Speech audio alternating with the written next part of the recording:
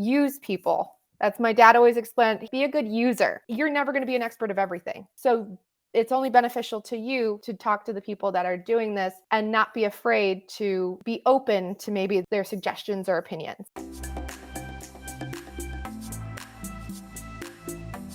What's up, friends? Welcome to the RE Junkies podcast, where we supply your regular fix of all things real estate. Make sure you're the first to get your dose of the RE Junkies podcast by subscribing to this show on your favorite podcasting platform and YouTube. I'm Brooks O'Hearn, joined by my co-host Kaiten Murphy, and today we have our friend Ashley Klass joining us. I'm so excited. Thank you guys for having me. I'm so excited to be on. I am so excited Ashley is here. Ashley and I work together pretty much on a daily basis at this point. It's true. We're constantly texting about literally anything and everything. And I think I'm not going to spill too much of Ashley's story. All I'm going to say is she's done a little bit of everything in real estate. And one of the things that I admire most about her and her business is your ability to pivot with a changing market, but also with changing seasons of your own life. So tell us, let's just start from the beginning. How did you get started into real estate? I was born into it. I like to say I was actually born with a hammer. I'm a third generation general contractor, and literally there's photos, and I need to dig them up and share them on social media, of my dad having me on the roof when I'm like 3 years old. He had multiple properties in the upstate New York region, and he would take my brother and I along and say, and this is how we fix things.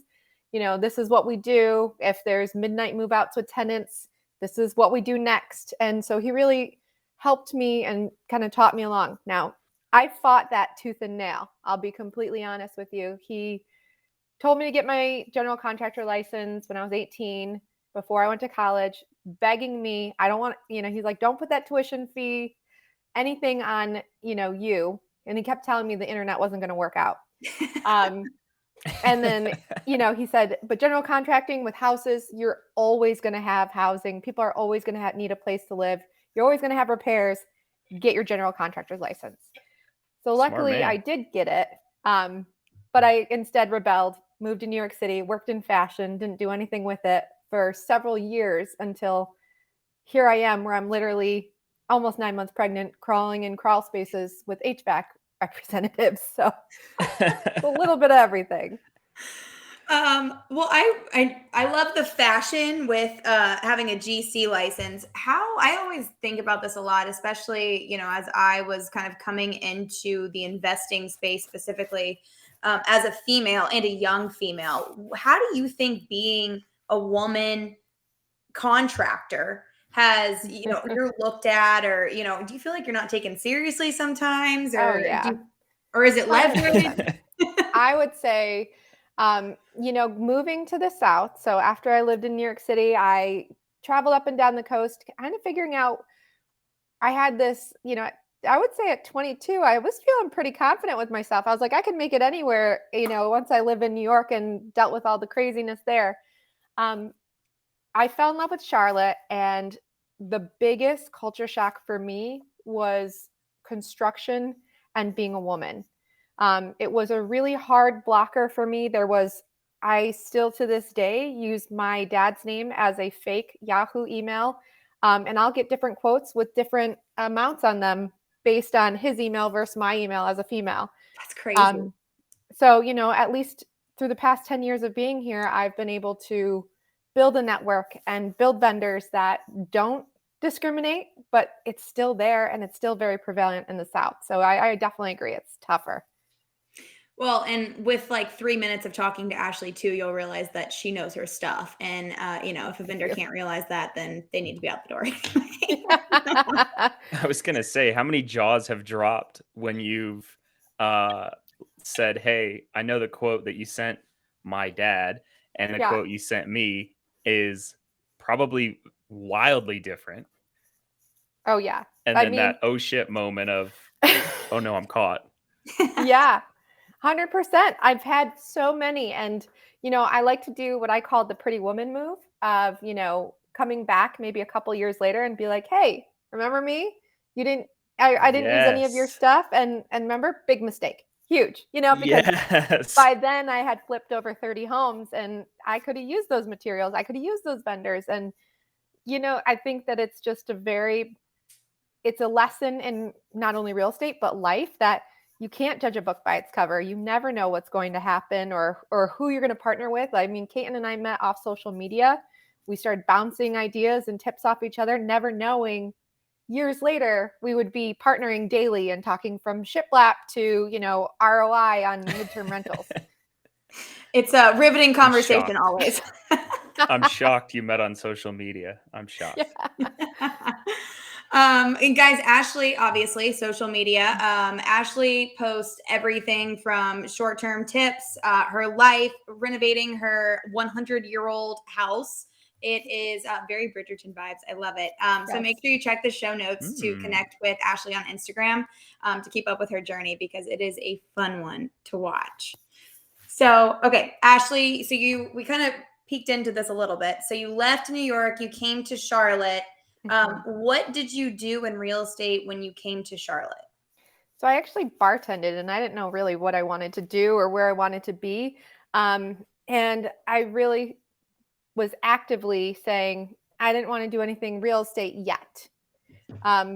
However, once I kept seeing the houses and the changes people were making to the neighborhood, I had been living in South End at the time, which if even 5 years ago, after a certain point, Max Speed Shop was the stop for South End, and it's expanded so much, 2-3 miles down the road.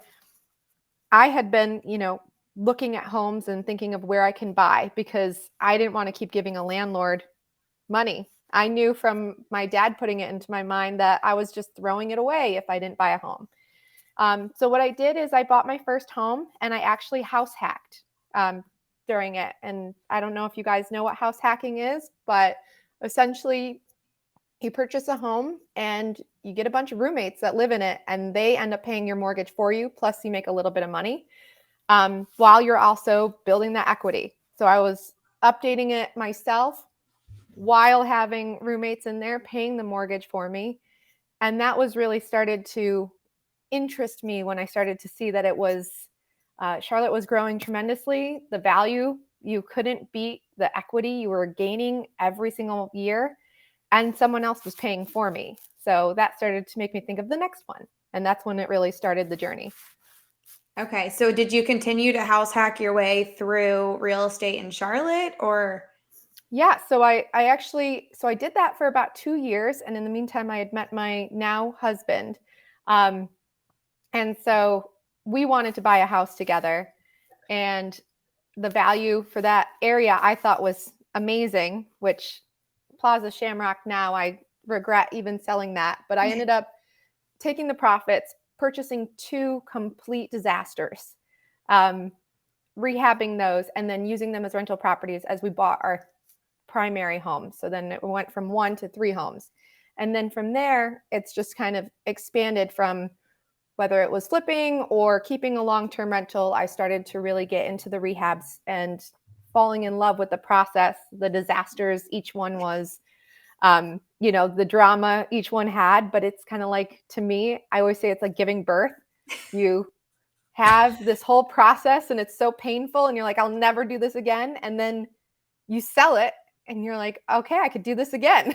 When do I decide again for it? And here you are 9 months pregnant. And with the second one, because I haven't learned my lesson. Where do you sign up to sell your kids? I think a lot of people are going to be interested on that. I know, right? It's a process. Yeah. That's good. That was probably the best definition of house hacking, by the way. I love that. Like, I think everybody kind of knows the term house hacking, but that is the best way to describe it I think I've ever heard. So props to you. Good. That was nice. Thank you. Yeah, I think house hacking, especially if you are single, or your partner doesn't mind that you guys are you do run the risk that you will have strangers in your house. Some people are Airbnb-ing different rooms. That was a little bit more risky to me. I wanted that consistent rent. But if you can, stick through it, it is really financially lucrative, and it really makes a lot of sense. Well, and if you can find Charlotte's a little it's not as great for finding multifamily properties, but if you can find like a duplex or a triplex too, then house hacking makes it even easier because you can live Even in one better. side and out the other. So you have the separation, but you still get the Yep. benefits. Yeah, that would be even better and probably reduce a lot of the crazy stress and tenant stories that I have if I did it that way. Okay, so you said that you love the drama and the madness of the deals, which I think you might be our only podcast guest that has said that, and probably the only one that will say that. Um, everyone, we always talk to our guests, everyone always has a moment in their career where they're like, shit's hit the fan, for lack of better words. This is my low point. I don't know how I'm going to make it back out of this. Yeah. What was that moment for you? Okay. I know exactly. There's this one house, and every investor, I'm going to call them out right now. If you have multiple houses that you have renovated and you don't say you love the drama, you're a liar because they keep coming back. Don't lie to me. I had a house in Optimus Park, and Kaiten, you've seen that one, where I bought it, and it was 800 square feet. It was 2 people were living in it, and they had 10 pit bulls. Oh my gosh. And so when they moved out and I bought it, I didn't realize that it being a 1920s home, it had about 6 inches of plaster on the walls, because what would make more sense to a landlord, you've seen on TikTok the landlord rehabs of them painting over outlets and different things of quick fixes. That was this home. So they put 6 inches of plaster, and the minute we removed it to put sheetrock, the walls caved outwards and the house basically almost collapsed. So it was an additional $45,000 from my budget because it was structural issues. We had to get a huge crane out there. It was a transitioning neighborhood, so there was construction materials and equipment that was constantly stolen. So I picked up the day before my wedding. We had rehabbed the home and I was going to put it on the market. And I was picking up bullets off of the driveway as well. And I'm like, nobody's going to want to check this house out because there's just there's just bullets all over the place. That's totally safe. And that was my low point. I think for that moment, I thought, okay, something's got to change. When you flip homes, you have to be really careful. Obviously, you get the bigger investment with transitioning areas or, neighborhoods that need some repair. But you do have the opportunity loss you got to think about of, possibly having issues like I ran into. And so I think that was a big learning lesson for me. Security cameras, are on all my sites going forward. And I think you just learn and you move on. And then once it became to fruition where we finally got the cabinets in and the countertops in and seeing the final picture, it gives you like a self-pride that I achieved that. I went through it. I can do it again. And was your plan always to hold on to that property? It wasn't. I thought I was going to sell it a couple days after the wedding and it was going to pay for our wedding. That was the ideal plan. But when I started to see the houses transition, we had put it on the market and I started to see all the houses transition. I thought, well, maybe I want to be a landlord for a little bit and try it out and be flexible.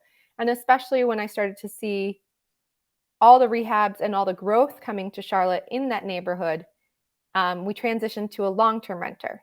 And then, like Keaton said, you have to adapt and be flexible in this environment, especially real estate. The market ebbs and flows. Houses, values grow and drop depending on whatever is put in, whether it's commercial or residential based. And so we transitioned it to an Airbnb probably about 2 years ago. And that was super successful, because I transitioned because long-term renters it wasn't providing the financial stability for me at the time. COVID had just hit and we wanted to transition and do something else. How did COVID treat your short-term rental business? So about 5 years ago, I transitioned a lot of my long-term rentals started to think about, less than 12 months. And then I would say about 3 years, it really started to pick up with Airbnbs and with midterm rentals. When COVID hit, I lost $80,000 of bookings in one day. So that obviously, when you have multiple mortgage payments and multiple vendors and workers that rely on you, that one hurt.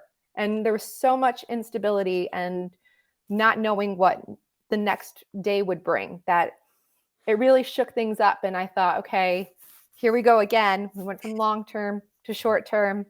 What's next? And so started to look at midterm rentals with the increase of COVID numbers going up, the need for traveling nurses was going up as well. And so we transitioned a lot of our properties to do monthly rentals for traveling nurses coming into the area.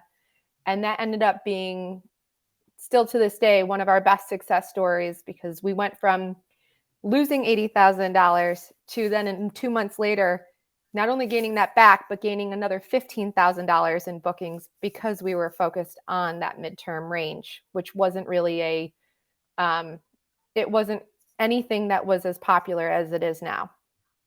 Can you just kind of give a brief overview of what a midterm rental is, like the terms? And you said traveling nurses. Is there anyone else who typically is looking for like a midterm rental?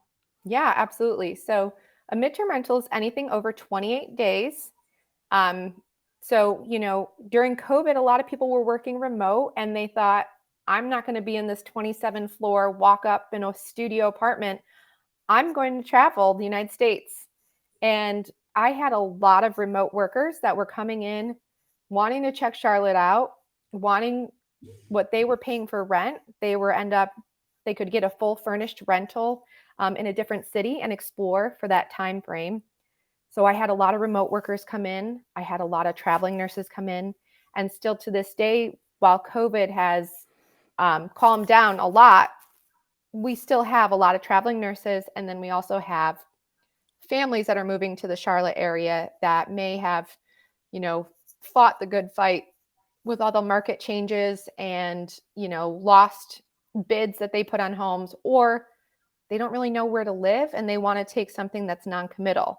And that's been really successful because they could stay somewhere for a month, get their bearings and figure out, do they want to buy or rent somewhere permanently, just as they're checking out the different neighborhoods. Absolutely. With the municipalities changing regulations on short-term rentals and like in Denver, a lot of the Denver metro area has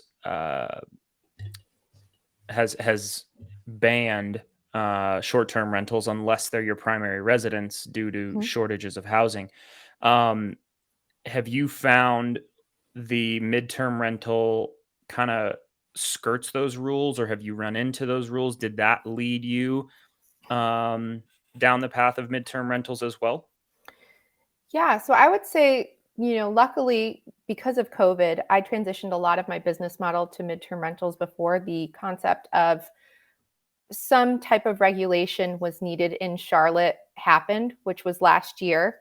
The Urban Development Organization looked at not only rezoning all of the different housing zones in Charlotte in order to make room for more townhomes. And like you said, there is a shortage of housing, but also looking at, can they get a cut, basically? Which, I mean, if I was a city or a state and I was seeing how much money was coming in and I didn't have any profit besides North Carolina taxes, it absolutely makes sense. So they ran through many changes in the UDO's proposition of having, possible permitting. The host would have to pay for a permit. They would have to be, registered. There was a lot of complaints in different areas. For every good host, there's a really bad one. And so there were parties that were happening. There were, destruction that was happening in neighborhoods, or people weren't abiding by the HOA rules. So those I completely understand when you have those bad actors. Luckily, Charlotte came to the conclusion that they are not going to revisit this until 2024. It still wouldn't affect me if we continue the midterm model till 2024. Obviously, we monitor and are flexible and adapt with whatever's needed. But it is a relief for sure when we were considering what would those changes be. There were some extreme proposals in that of you couldn't have every 400 feet, you could not have a rental side by side. So that impacted townhomes, condos, that impacted apartments. A lot of people did rental arbitrage, which is renting an apartment and then renting it out fully furnished to Airbnb guests. So it did help that they are putting that on hold. I think there's going to be changes that come, absolutely. It just makes sense. It's part of the nature and it's part of, any business. Didn't you write like a 30-page report Yeah. to the city? I did, quarantined and a new mom when you're up late at night.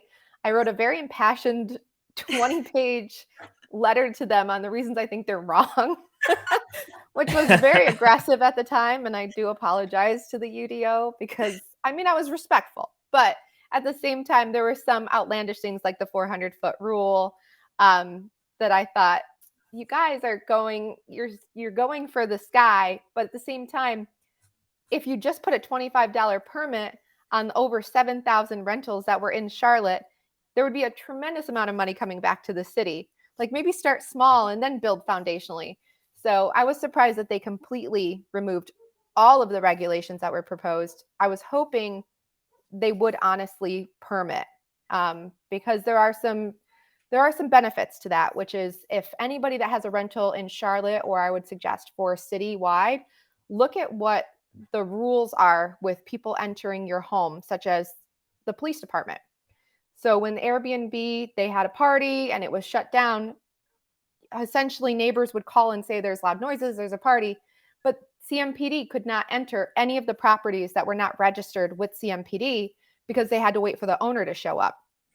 So it would save you the time if you already were permitted to have CMP come in and shut down, and you don't know how long the destruction would keep going on until you got there. So I highly recommend anybody to register with the police department to give that ability to come in if you do have a renter. That's a great tip. I remember when we still had our Airbnbs, we got a 3 a.m. wake up call, and they actually called my dad first. And I lived in Charlotte, of course, so I had to go over there and meet them. And that was when I decided I no longer wanted to manage Airbnbs myself. Yes, that is why we register. That registration, I'm not familiar with that here. So you just register with the police department and say, if you like this is a rental, and if you get a disturbance complaint, you have the ability to enter. Yep, it is a permit that's on the CMPD website. It's probably every city has it. You could Google it and just say, renter permit. It's free as of right now. So I would say it just does you a service that if you are not able to be there at the property, you don't have to be. It's just giving them the permission to enter without you being there on site. Wow, I love that. Yeah. Saves a lot of time. Yeah, seriously. Would you really be surprised that a city tried to go for the entire, tried to go for every single regulation and basically shut down everything without truly thinking of, hey, maybe there is a benefit to this little caveat or this. Yeah, I worked in corporate. I get it. You want to shoot for the moon and then slowly cut it back, but there was such a negative reception around it with the extremities that they had gone through that they just completely froze. And I think that that's where, it may have been, they could have made a tremendous amount of money from those permits themselves. The other option I had, thrown out is add another tax that could be Charlotte local if needed, but don't go into these rules of what you can and can't do because people will always find the gray area and they'll always abuse that. Yeah. Get your revenue off of it. Obviously there's a huge revenue model or, revenue opportunity there. And what a surprise. We're the city is not after the revenue, which is really what they're after, but they don't always know that they're after it or don't always paint the right picture. And it's desperately needed for the Charlotte area. We need to increase, teachers and police, the payments, just their salaries. It's so sad for what they do. that could have been a great opportunity. So maybe they'll revisit it in 2024. Absolutely. Fingers Maybe it's crossed. time to write another 20-page letter. I hope to be on the receiving end of one of those. Yeah. All right, so let's fast forward today. You're doing a lot in the midterm space. What specifically, what service are you providing, and what does your kind of day-to-day look like on that? Day-to-days are, just a circus. That's the easiest way to Normally say a it. U-Haul. Yeah. The drama.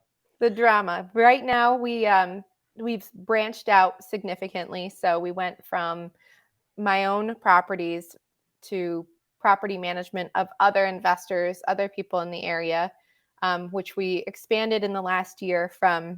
We went from 30 to now we're at 78. So we are really pushing it. Wow. Expanding into South Carolina, the mountains, and then the beach area. I hired 4 more property managers to help with that. So that's been great. A lot of training, but I love my team and they're just as crazy as me, which I really appreciate. The second part, which is really my passion, and it goes back to the fashion piece, is that I do full end-to-end staging for Airbnb and midterm rentals, focusing on investors. They get the furniture, they get a full analysis of, what revenue could be brought in if they make these design changes or if they make these furniture updates. And then I do full furnishing all the way from, the big items of the beds and the sofas and all of those items that are a necessity, but down to coffee and spices and different considerations based on the target demographic you're going for. And what I mean by that is if you're going for a short-term rental, and somebody has anniversaries or they have, they're celebrating a birthday, I'm going to leave a bottle of wine or, I'll ask them, what kind of snack can I provide? If they're midterm, I'm going to offer them a little bit more amenities for the long time, such as a grill and, different options that they may want to use to make themselves feel more comfortable at home. And so we really focus on experience design, depending on if you're going the midterm model or the short-term model. Mixed experience design is, when you think of a short-term rental, you want to make it Instagrammable. If they're going to have a bachelorette party, you don't want, agreeable gray and white trim. You want, something crazy. So yeah, champagne walls we did in one of their murals. And then we actually added a mural of Betty White in one of the Miami ones that I did for a rental. That was amazing. I can't wait to visit there. And then midterm rentals, you want to think about what is going to be more comfort because they're going to be there long term. So you want to make sure the couch and the mattresses, they're not just, somewhere you can sleep for 2 days and get over it, but you want to put the money into those items because in the long run, that's going to benefit you.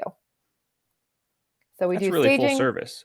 Yeah, exactly. Staging, property management, assessment of properties. And then now I'm expanding to virtual walkthroughs nationwide with other hosts if they need a little refresh or they need just an unbiased opinion on what they could do to bring in more revenue or, tailor their design a little bit, hone it in. Awesome. So nationwide, if you've got a host, short-term, midterm, you're available for consultations. Yep. I'm currently furnishing a motel and a house in the Catskills. And then we did the Miami one. So it's a little bit everywhere. I love it. Well, and that's the cool thing too as an agent, and this is a big piece of how Ashley and I work together a lot on a daily basis, is I have a lot of investors come to me, whether in state or out of state, and they're looking for an investment property. And the first thing people always think about is, oh, I want a short-term rental property. And I'm like, well, you might want to take a step back and let's explore some different options. And so as we're starting to, narrow in price point, narrow in areas, things like that, I'm touching base with Ashley and saying, hey, we like this one. What do the numbers look like? What is this going to rent for? What updates are needed? And she'll literally send back an analysis that says, hey, if you'll let me go do $2,000 worth of work, updating cabinets or painting cabinets and painting the fireplace, I can command $200 more a month or whatever it is for that property. And I think that's one, what sets you apart so much from anyone else that's doing something like this. But secondly, it's a huge service to us because we can go in and guide our clients and say, here it is.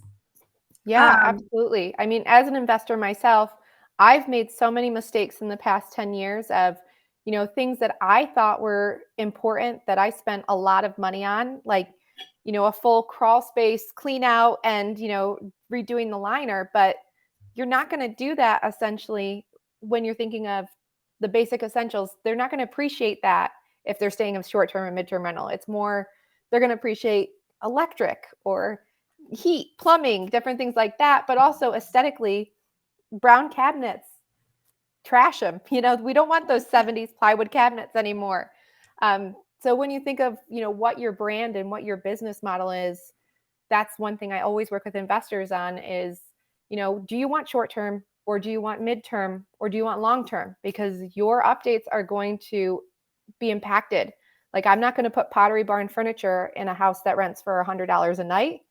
I will look at, downsizing, or, we'll do stylish Target and different, brands that will work for that price point. But if you have a $5,000 a night luxury, I'm going to look at it a little bit differently. And I'm going to, add a little bit of different textures and features to that. 100%. One of the questions that I always get from my investors is, what is the longevity of midterm rentals, and how do you future pace that to kind of, I don't want to say guess that, but kind of predict that? Yeah, I always look at the conversion on what I'm seeing with, there's a lot of different great platforms and AI different, I would say, platforms that are out there, like Beyond Pricing or Price Labs, that really show not only the average price people are getting, but they're also showing what's the percentage that they are booked per month. And so I always keep an eye on that, because if there's a low conversion rate, especially in the busier seasons or the busier months that Charlotte is seeing, I want to know why. So if I start to see that downturn, that's when I know that there's a need for us to shift from some of our properties being Airbnb to maybe that midterm model. To me, I don't see midterm going away. I think there's always going to be a need. One of my biggest requests now is a lot of families coming in, relocating, because people are being forced back into the office. They may have moved away, or they did the COVID travel around the United States experience, but they're going to have to come back. And so with that, there's a housing market need. There's a lot of businesses moving to Charlotte, and there's a lot of delayed construction. So they're always going to need a place to stay. And especially with delayed construction, you can't guarantee that you're going to get a 12-month lease. You want to furnish it yourself and live in it. You might want to just stay in a furnished rental because the construction may only be delayed 1 or 2 months. Absolutely. How do you stay up to date on like city trends and, things that the city is trying to push forward or not as well? And how can someone who might not be in Charlotte do the same thing? Yeah, I would just check out your city's websites. We have Charlotte 311 that's, very informative and always gives updates on different things that are going on. Personally, for me, when I'm looking at a property that I'm going to invest in myself, whether it's a flip, whether it's an Airbnb, whether it's a long-term rental, I look at a couple things, which is I pull the permits of all the commercial stuff that's going around that property and that zip code. That will tell me right off the bat whether, if it's transitional, what's the growth look like. The second is partnering with a reputable, knowledgeable realtor that understands the area. You don't want somebody that's coming in, from an hour away. That there's so many different pockets in Charlotte, just like if you think of Nashville and Los Angeles, they're all different. So work with somebody that really understands the area, so that you can bounce those ideas off of and you feel comfortable having that two-way conversation, because this is your money. This is an investment. And then the third is really looking at those automated platforms that if you decide to do short-term, midterm rentals, you want to be able to see what those conversion rates and what those average pricing is look like, so you're not outpricing yourself and then you have an empty home with a mortgage payment. You don't want that. So, it's definitely making sure that the tools and the people you speak to, short-term rental consultants like myself, there's many out there, designers, use people. That's my dad always explained. He always said to me, and which I always thought was a harsh way, he was like, be a good user. But what he means by that is everybody's an expert. you're never going to be an expert of everything. So it's only beneficial to you to talk to the people that are doing this actively in it and not be afraid to be open to maybe their suggestions or opinions. I love that. I love that. Be a good user. Yeah. I always hated I him love saying that. that, but now I'm like, here I am, Well, I got saying to meet Ashley's dad like a couple months ago, and everything that she's describing was like came to life when I met him. It was amazing. It was fun.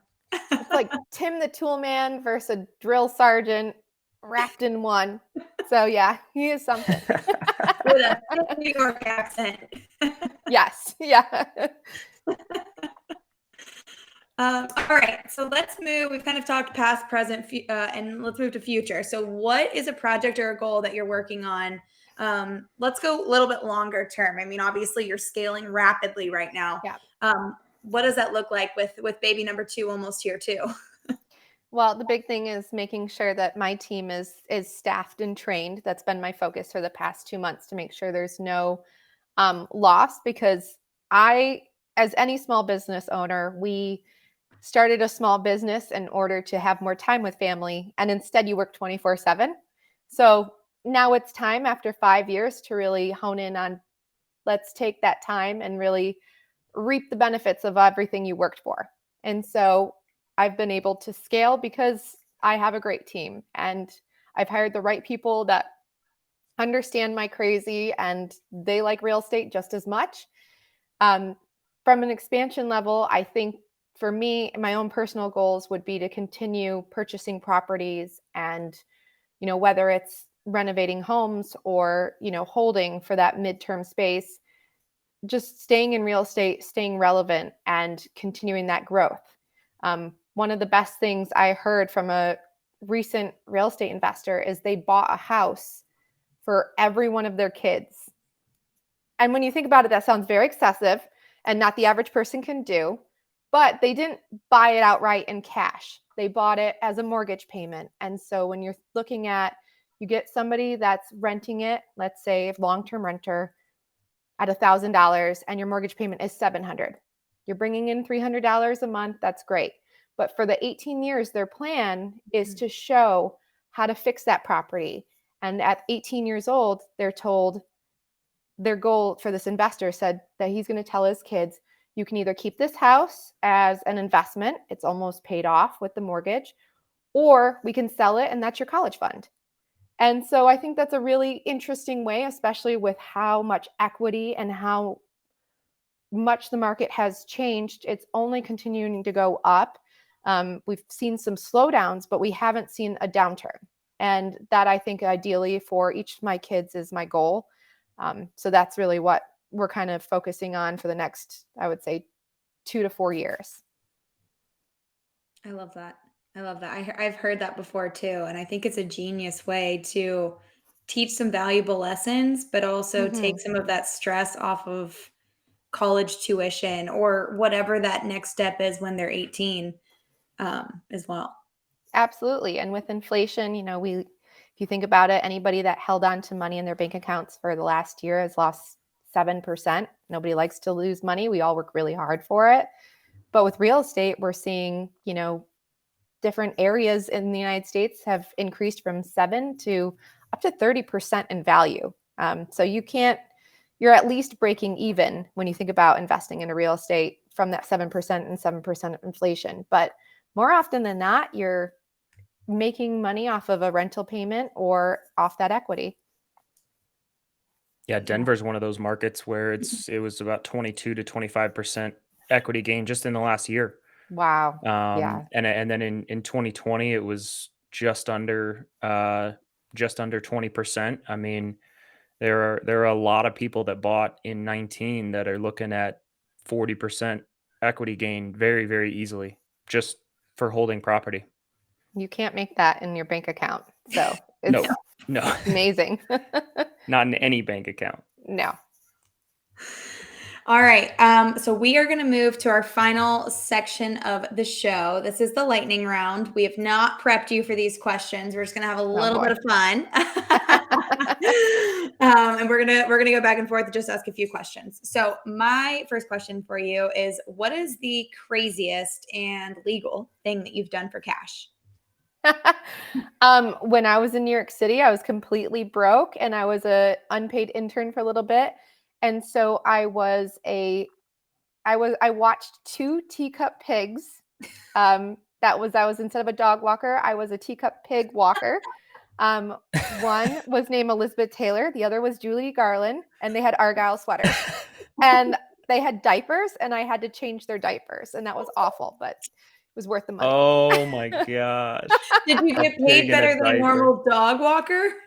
I got paid $400 a weekend, and as a 21-year-old, I was like, "This is good drinking money." This I is accepted it. that. Yeah. Absolutely. Absolutely. Oh my gosh. That's Pigs in a diaper. I love Yeah. it. Ashley, when you were a kid, what did you want to be when you grew up? I wanted to be a fashion designer, so I'm pretty on par with all these rentals and painting walls and all that. I'll take it as I'm designing a different version. I love I it. love that. I love that. Okay, if someone gave you $1 million to spend on or in real estate, how would you spend it?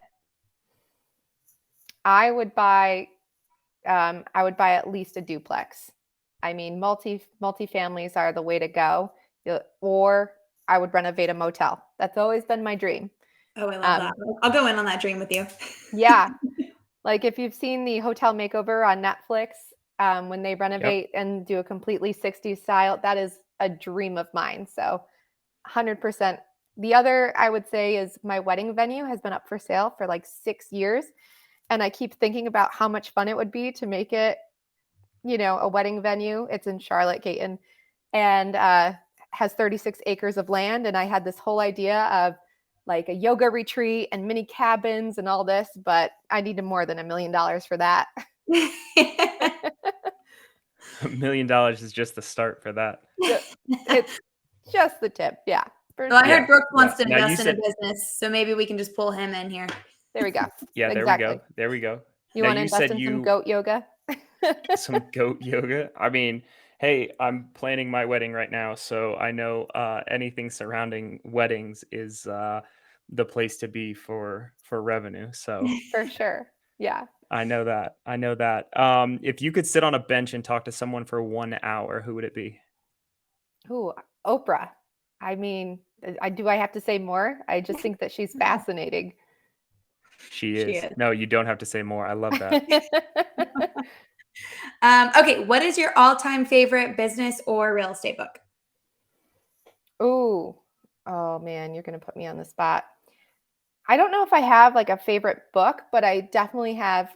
Bigger Pockets has been something that has continuously, whether it's their podcast, whether it's their website, I've learned so much from different investors. And what I love is the different forums that you could read, and really it ebbs and flows with the different questions. So there's never an outdated portion on it. And I really just love constantly learning on it.